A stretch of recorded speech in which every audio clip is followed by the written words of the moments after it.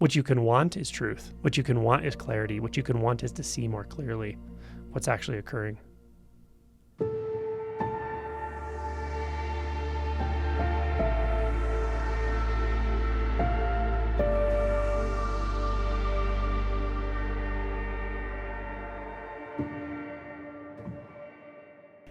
Question number one, or statement number one, comes from, who are you?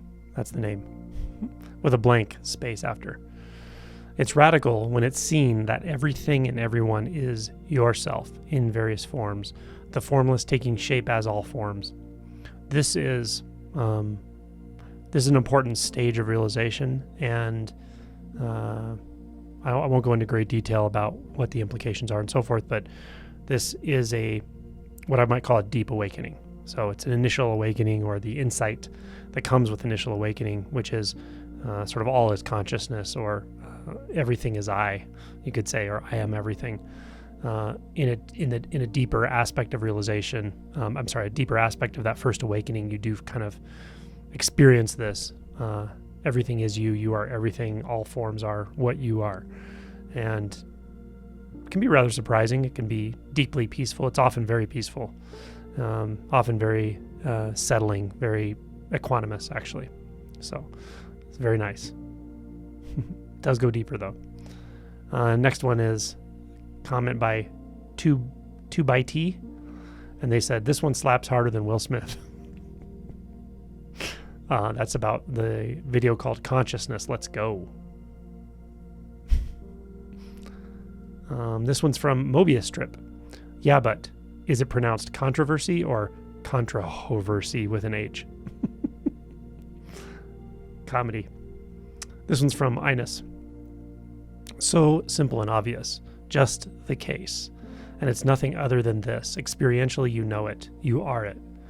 What's curious, in a way, did an experiment after watching the video, thought doesn't even attempt to form and say anything about this. It's like the mind is in awe. Yeah, that's a really nice place to be.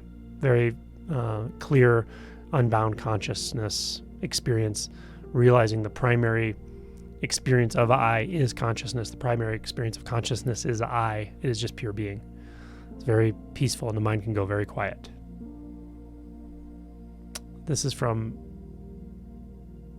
Has It Ever Not Been Now? I love these usernames. What might the world look like if one day the scientists and philosophers, materialists and idealists alike, all finally agreed on what may be the ultimate equation? And then they write the equation, C equals E, consciousness equals existence. Maybe then everyone would start looking inward. Just a thought brought to you by the ego. Yeah. I mean, I don't really, it's an interesting idea, right? That everyone could suddenly agree on something like this, but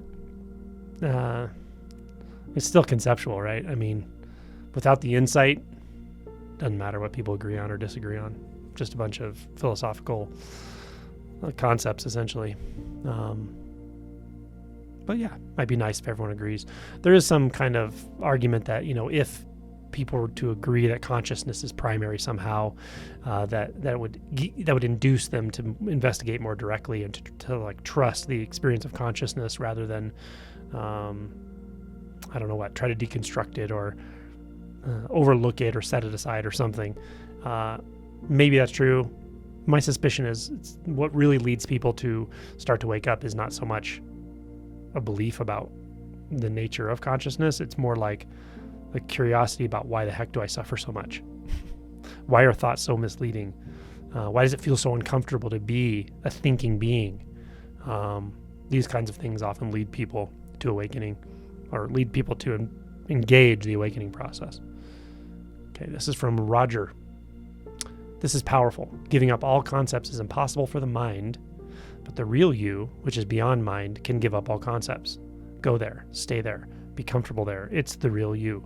So I like this. Again, another orientation to that that sort of deep awakening realization of I am everything, or the really settled, unbound conscious knowingness that is often certainly at first it's unstable, meaning it may be there for a while with a honeymoon period, but it will fade and will come and go and feel less dependable over time as you start to engage deeper insights with the realization process. But it's very nice when it's there. Yeah, I won't say any more about that. This question comes from Staying Fausti. Is consciousness the soupy spaciousness that took on a new identity as the witness of phenomena? I would say it didn't take on a new identity. Once we wake up to our true identity within and as consciousness, then we realize the nature of consciousness instantly, not through concept, through direct experience. But I will say for me, it wasn't a witness state. It didn't feel like a witness state. For some people, it feels like a witness state. It didn't feel witnessy to me. It felt very homogeneous and intermixed. But there was a clear self-conscious knowingness there. There is a deeper kind of knowingness, I would say. That even to call it knowing doesn't make sense anymore, but that's non-dualistic, so we're talking about a different insight. And then the rest of this question is, and what is really happening is just this. And just this happens to be experiential, for lack of a better term. Yeah, very good. Or am I way off the mark? No, you're not way off the mark. Just be open to deeper insight over time. But that's awesome. And if you can rest there, rest there. It's a very powerful way to continue to integrate and deepen your insight. This one's from Lena. Thank you for all you do. Beautiful video, much appreciated. You're welcome. That came from also Consciousness Let's Go. All right. This one comes from Milou. Yes, Angelo, the resistance is clearly here. Thanks for the pointers. Very helpful. Can you talk more about this issue? By the way, this is from the video Working with Resistance. Can you talk more about this issue? What to do when that clenched fist of no only gets more tightly wound as we try to unclench? That's the tricky part, right? With this, it's like exerting effort to unclench the fist is another way of clenching the fist. Okay? Trying to let go, this is his words, trying to let go seems to only add resistance. Exactly. While merely sitting with it doesn't seem to do much. What's the other option I'm not seeing? Great question. Sitting with it is okay, but as you said, sometimes it feels like it's nothing's really happening. Even if you're concentrated, even if there's samadhi, quiet mind, you can still notice like the clenching isn't changing. I would say it probably is, but just very slowly. Sitting with it is never the wrong answer, but it can take a long time. And there are definitely more direct approaches. And it's going to be some form of inquiry, right? And the inquiry is not an inquiry. The key here especially is, the key is to find a way to inquire with two features. One is authenticity. You have to actually want to know. You have to be willing. It has to come from true curiosity or true resonance with the question or where to look. So it has to be authentic. And then number two, you have to be clear that you don't have agendas with the question, right? Because if you're asking to get rid of something, then you're already exerting effort. It's really about clear seeing. It's about more clear perception, or it's about maybe feeling in deeper, but it's actually more of a little bit of a shift in perspective that's going to help loosen these things up. But even with that, take your time, be patient, and just really feel in. And you can even ask yourself, you can sit with the question, what is my fundamental question here? What am I not seeing about this? How to see more deeply into this? Or even, can I see from this? From this contraction, whatever it is, this closed fist, can I see the world from its view, from its viewpoint, from its eyes? What does it want? What does it say?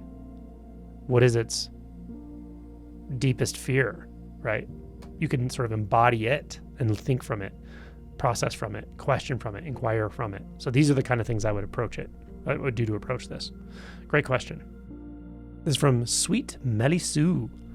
I finally got that I am awareness, with 3 question marks, exclamation points. I finally got that I'm awareness. I, meaning the big I, the ocean. I even went back and listened to your older videos, and you were saying it all along, and I didn't get it. LOL. The issue I'm having now is the sense of floating in and out of awareness, or I forget I am only having an experience. It's like I feel like I drift in and out. I feel this way because I am still feeling a sense of suffering. But then I will go down deep and back into awareness. Back and forth, back and forth. I need to anchor myself in awareness. I am the frustrated one you are talking about. I am feeling like I am still suffering. I need to get under this self-image. What am I really? What does not change? I think you're in a good place. I think this can deepen. This direct insight can deepen, but not in the ways you're expecting, I think, based on these questions. Don't worry about the goals your mind is coming up with. I would really investigate more closely what the insight actually is, right? This clarity of awareness. See, is there something that can move in and out of it? Is that even actually happening? Or is that a thought arising within this spaciousness? Is there a thought arising within the spaciousness saying I come in and out and that's a problem?